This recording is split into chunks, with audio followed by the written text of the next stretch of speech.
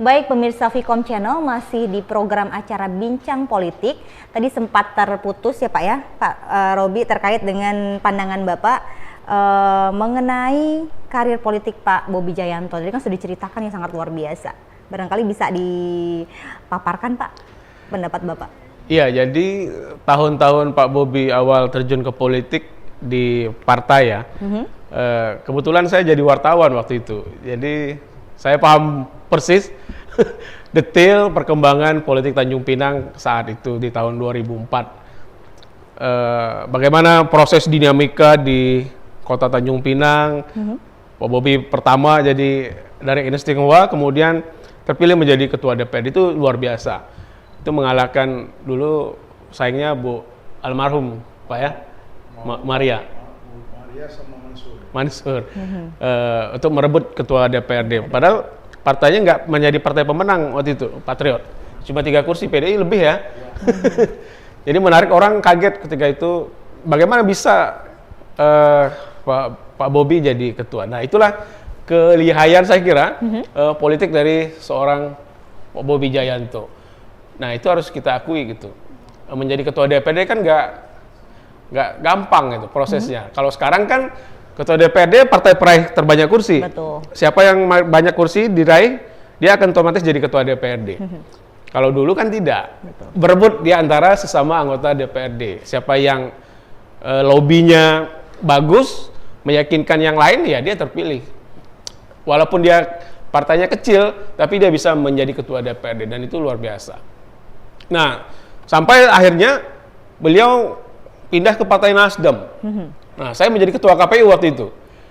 Partai Nasdem akhirnya pertama nggak dapat kursi kan? Iya. Waktu itu zaman siapa itu? Kemudian pemilu 2019 baru dapat kursi 4 ya. Nah, ini kan apa? Partai yang baru, kemudian tiba-tiba langsung dapat 4 kursi. Nggak ada 1, 2, 3, 4 gitu. Betul. Tapi langsung 4. Nah, itu luar biasa pencapaiannya. Ini saya kira bukan karena ini, tapi usaha dari seorang Pak Bobi bisa meyakinkan kader-kadernya dari elit Nasdem untuk terjun ke politik, dan mereka mau dan punya kekuatan, saya kira. Kekuatan untuk memenangkan kompetisi yang begitu sengit di 2019. Dan apalagi di tahun 2024. Politik begitu liberal, begitu terbuka, siapa yang saya kira banyak menguasai strategi untuk memenangkan partai, dia akan bertahan. Kalau enggak, dia akan berganti posisi. Betul. Bisa saja Nasdem misalnya turun kursi, atau bahkan bisa nambah. Atau dia bertahan dengan 4 kursi. Karena jumlah partai kan bertambah. Betul. Jumlah calegnya juga bertambah, kemudian jumlah dapilnya juga bertambah. Lebih sengit Pak ya? Dari 3 menjadi 4 dapil sekarang ya. Betul. Nah, ini agak kompetitif lah persaingan untuk politik 2024. Nah, itu tergantung kepiawaian Pak Bobi. Apakah masih bisa menjadi pimpinan DPRD atau turun kelas gitu. Tapi berkaca dari Pak Bobi menceritakan bahwa Pak Bobi memegang partai baru, itu langsung tidak pakai 1, 2, 3, langsung 4 ya Pak ya? Luar biasa, berarti personalnya nih Pak. Baik Pak Bobi, itu tadi sudah dijelaskan nih pandangan dari Pak Robi mengenai Pak Bobi. Karena pada saat itu Pak Robinya dari 2004 tuh wartawan ya Pak ya? Yeah. Itu ketua KPU, jadi lebih objektif nih dalam menilai. Baik, ini Bapak Pak Bobi nih melihat kondisi perpolitikan Pak, khususnya di kota Tanjung Pinang. Seperti apa ini Pak? Ya, perpolitikan Tanjung Pinang sekarang sudah mengalami banyak kemajuan. Iya. Ya, terhadap partai politik, terhadap kader-kader politik, nah juga terhadap masyarakat. Nah, kesadaran masyarakat sudah lebih tinggi dari yang sebelum-sebelumnya. Betul. Jadi harapan kita ya kader-kader ataupun caleg-caleg yang ada sekarang ini, ya saya pikir mereka harus bisa memaparkan program-program kerjanya kepada masyarakat. Terus bagaimana dia harus bisa meyakinkan masyarakat pemilihnya supaya bisa terpilih. Ya, ini yang paling penting. Jadi kalau politik sekarang ini memang harus adu Gagasan. bahkan, gagasan, apa yang bisa kita lakukan, dan tidak hanya sekedar ngomong ataupun janji. Masyarakat tuh butuh bukti nyata apa yang sudah pernah kita lakukan. Ya, kalau saya pikir kita punya pemerintah kan banyak berpikir bagaimana menghilangkan politik uang. Iya. Kalau saya pikir politik uang itu tidak sulit. Ya tergantung pribadi daripada caleg itu sendiri. Kalau mereka mampu memamparkan suatu program yang bagus, mampu meyakinkan konstituennya, saya pikir konstituen akan memberikan dukungan suara secara cuma-cuma. Ya, kecil kalilah kalau kita bermain uang kepada masyarakat, kasihan. Ya, itu uangnya tak seberapa dan ancamannya pidana. Betul. Saya selalu begitu. Seperti tahun 2024, saya terpilih dan hanya komunitas kota. Saya terpilih tanpa kasih uang 1 rupiah pun. Malu kalau kita kasih saudara-saudara kita uang 100-200 ribu, itu bagaimana kita memposisikan diri kita dan mereka, harga diri kan. Betul. Nah itulah, mulai dari saat itu dalam hati saya, ya tidak semuanya uang, yang penting kita bisa komit apa yang kita telah buat, mereka percaya, yakin mereka bisa pilih kita kembali. Betul. Berarti intinya itu adalah aksi kita, Pak ya? Ya. Gagasan yang kita sampaikan, aksinya seperti apa masyarakat akan menilai. Iya. Baik, terima kasih Pak Bobi. Sekarang saya ke Pak Robi nih. Pak Robi, tadi Pak Bobi sudah menyampaikan nih terkait dengan kondisi perpolitikan di Tanjung Pinang. Ini menurut Pak Robi selaku pengamat politik Kota Tanjung Pinang, seperti apa Pak kondisi sekarang di Kota Tanjung Pinang? Ya, jadi memang politisi ini harus membaca 2 buku bagus. Pertama, buku karya Burhanuddin Muhtadi dari Indikator Politik, itu dia judulnya Kuasa Uang. Kemudian ada lagi buku kedua dari dosen di Australia National University, Demokrasi for Sale judulnya, Aspina kalau nggak salah.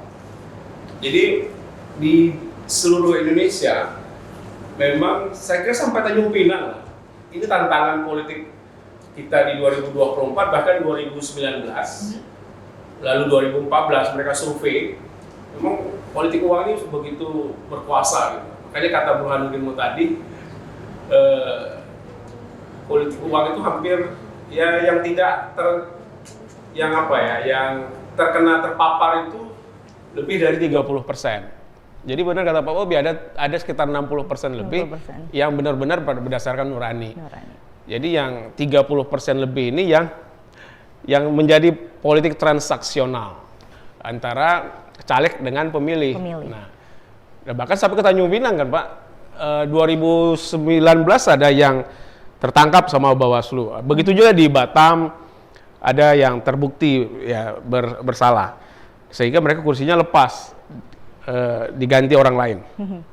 Nah ini yang harus kita edukasi publik itu.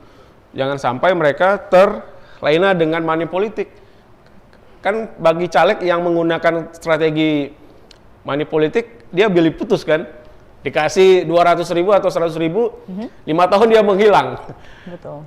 Nah nanti ketemu lagi di 2029 gitu, 5 tahun lagi 5 ketemu. 5 tahun lagi ketemunya. Nah yang dirugikan adalah rakyat, pemilih ketika mereka mau menjumpai dewan terpilih yang menggunakan duit. Dewannya acuh tak acuh gitu. Oh ini udah nanti aja gitu kan. Kita kan kemarin udah saya beli suaranya kan gitu. Sehingga perjuangan misalnya banjir ya kan. Kemudian kemiskinan, pengangguran ternyata kan masih tinggi. Tanjung Pinang termasuk angka kemiskinan yang di atas 6%. Nah, ini menjadi tantangan ke depan bagaimana ratusan caleg di Tanjung Pinang benar-benar memiliki kemampuan, itu otaknya, kapasitas, kemudian untuk meyakinkan mereka kepada masyarakat supaya mereka dipilih.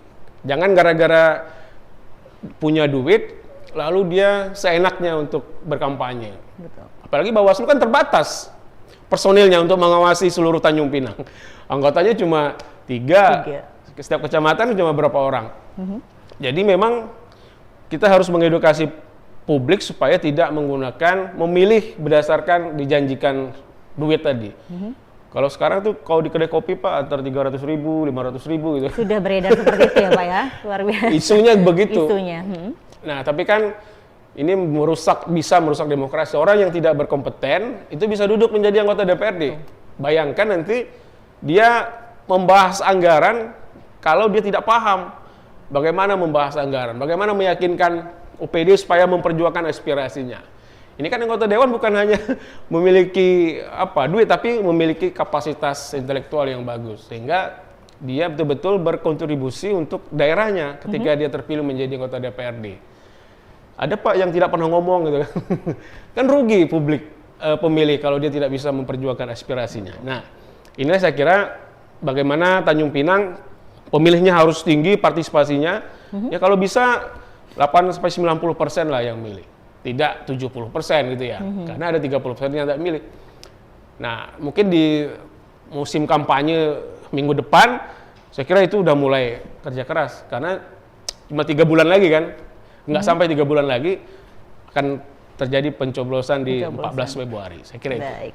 Ini kan tadi terkait Bapak bilang ada politik transaksional nih Pak, yang memang sekitar 30% tadi Pak ya, masyarakat, dan 60% masih ada menggunakan hati nurani. Jadi mereka melihat tidak hanya transaksi antar caleg dan masyarakat, tapi juga melihat personal caleg tersebut, kapasitasnya seperti itu. Nah ini kan ada beredar nih Pak, ambil duitnya jangan coblos orangnya, tuh gimana menurut Bapak tuh Pak? Menarik nih sebenarnya ya Pak ya? Dia ada beberapa titik tertentu yang rawan dengan money politik. Ya biasanya di kantong-kantong kemiskinan. Nah orang akan tergoda dengan tawaran tadi, misalnya 1.500.000 atau 700.000. Ada yang model paket gitu, provinsi dengan kabupaten gitu. Kan itu berbahaya. Nah, Bawaslu dan para civil society ya, termasuk ormas, LSM, partai ya harus meyakinkan bahwa ancaman money politik ini berat, penjara gitu. Kalau dia menang bisa diganti yang di bawahnya. Maka ini yang harus diedukasi terus di masa-masa kampanye ini supaya ya jangan terima duitnya gitu. Tolak saya, jangan kasih harapan gitu. Jangan bilang kita ambil duitnya tapi nggak milih. Kan itu nggak enak juga secara moral gitu. Iya. Yang penting kan udah bawa aja balik duitnya gitu.